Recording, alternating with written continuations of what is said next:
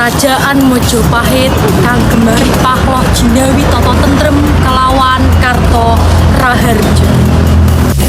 Sajroning pasawokan ing siti inggil kraton Mojopahit Sang Prabu Brawijaya kahadhep putrinipun ingkang Sulistya ing warni lan para prajuritipun. Putri Pusparini ingkang Sulistya warni mahanani kathah para taruna saking njaban rangkah ingkang pingin ngayungaken sang putri. Menika Sang Prabu Brawijaya ngawontenaken sayembara ingkang saged menteng gendhewa sakti Kyai Garuda Yeksa lan ngangkat gong Kyai Saker Delima inggih menika ingkang dados garwanipun sang putri. Putriku, angger Pusparini kepiye? Apa wis sumadya anggonira ngadepi sayembara? Saderengipun kula ngaturaken sembah Rama, ngenani bab sayembara dalem namung nyandung dawuhipun Rama. Yo, sembahmu tak tampa.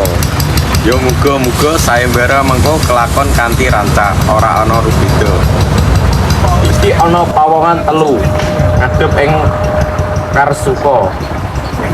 Apa iya arep melu ngleboni sayembara di sana? Inggih sinuwun saderengipun kula matur sembah kula Jaka Lola kula badhe melu sayembara. Kula semanten ugi sinuwun. Saderengipun kula ngaturaken sembah nami kula Raden Asmara. Kula inggih nderek sayembara. Kula inggih sinuwun saderengipun kula ngaturaken sembah nami kula Raden Kusuma. Kula badhe derek sayembara. Yo, yen ngono boko ing pangget penging gedhewa lan gong tigra. Laksanakan amarta ning gedhewa lan ngangkat gong. Inggih sinuwun ngetosake dawuh.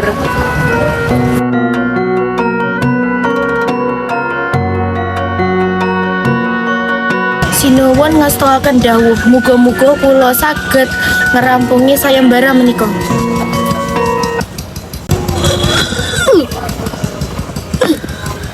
Karena sayembara ora ana kang bisa ngrampungi sayembara enggal ingsun usanani. Nyuwun ngapura, kula pun lembusura badhe maupun sayembara. Kamu lembusura, awakmu menungso, tapi sirahmu kaya sapi. Awakmu apa bisa mupu sayembara? Menawi Gusti ingkang dumadi angin izinaken paminta kula mbok menawi kula saged angrampungi sayembara.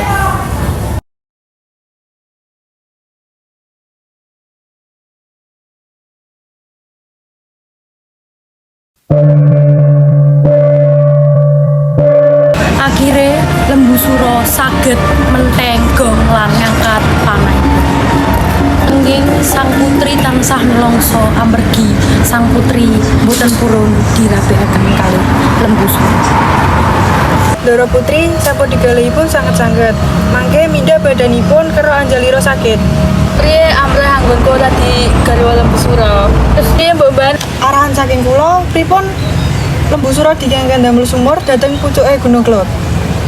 Iya Mbok Ban, mengke yen Lembusura sampun bunderake sumur, kula ngengken prajurit ngguruk sumur kasebut.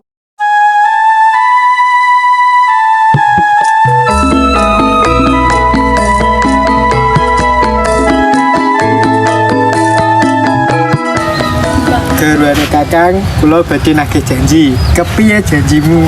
Aku gelem dadi garwamu, tapi nek syarate. Nggih Nyai, panjalukmu apa? Bakal tak turuti. Yen sliramu iso gawe sumur ing pucuk Gunung Kelot, aku gelem dadi garwamu. Apa kudu nggih sumur ning pucuke Gunung Kelot Nyai? Apa ana nggon liya? Ora enek, aku wis mantep.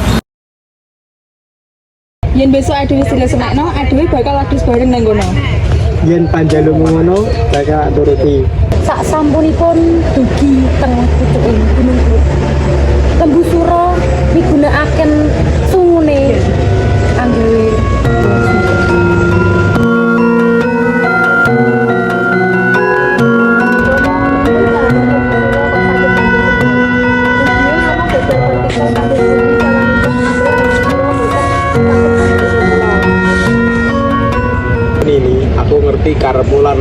dhisik tak mikir kepiye carane. Kabeh prajuritku padha siaga. Ya iki ana perintah kudu segera dilaksanakake, yaiku muruk sumur kanggo watu lan lemah ing tak kiwa tengene sumur.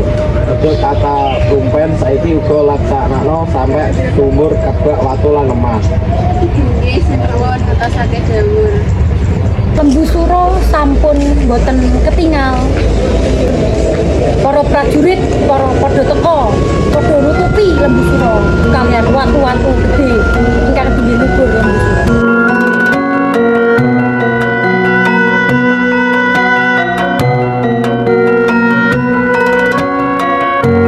Lembu Suro banjur murka. Lembu Suro ngucapke sumpahe kang diucapaken kalian rakyat-rakyat Brawijaya. Brawijaya besok bakal ketemu lawan kang ada TKP yaitu Kediri bakal jadi kali, Blitar jadi latar, Tulungagung jadi gedung. Para kawula kabeh. Lembu Suro wis sumpah arep menang. Masa ayu kabeh wae. Mohon kawula marang Gusti kang dumadi. Kaya bumi Nusantara kita tetap dimah ripah roh jinawi ora ana alangan tawi apa-apa.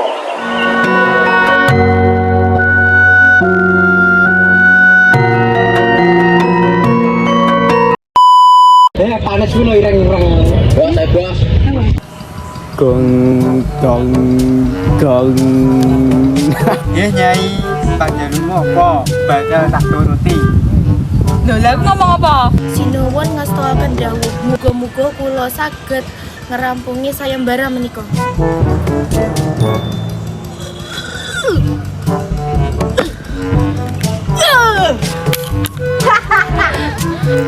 Halo semua, perkenalkan nama aku Muhammad Adi. Di sini kita mau tag bahasa Jawa.